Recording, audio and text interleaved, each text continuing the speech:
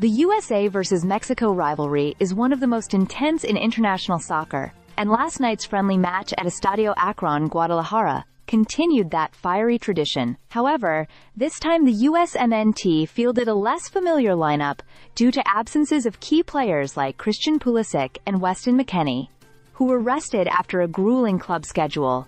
The result was a tough 2-0 defeat for the U.S., marking their first loss to Mexico in over 5 years. The USMNT's starting lineup was missing some big names, with Mauricio Pochettino opting for a fresh look. Players like Malik Tillman and Aidan Morris earned their first away starts, while Tim Ream took up the captain's role for the 12th time. The average age of the starting 11 was 25 years, reflecting a team in transition but still full of potential.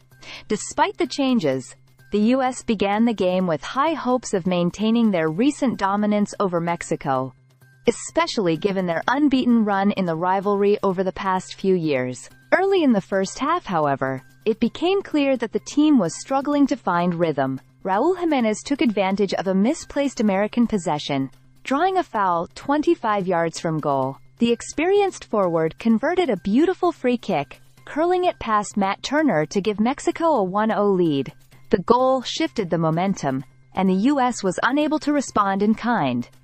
By halftime, they hadn't registered a single shot on target, which showcased their offensive struggles.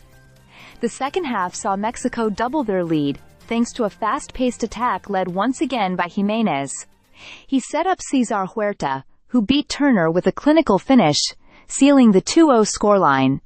The U.S. tried to rally, but their attempts to get back into the game fell short. A late effort finally saw them register their first shot on target in the 79th minute, but by then it was too late to mount a serious comeback.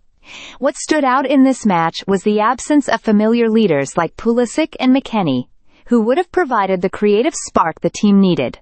Pochettino made the strategic decision to let these players return to their clubs, prioritizing their long-term fitness over this one match.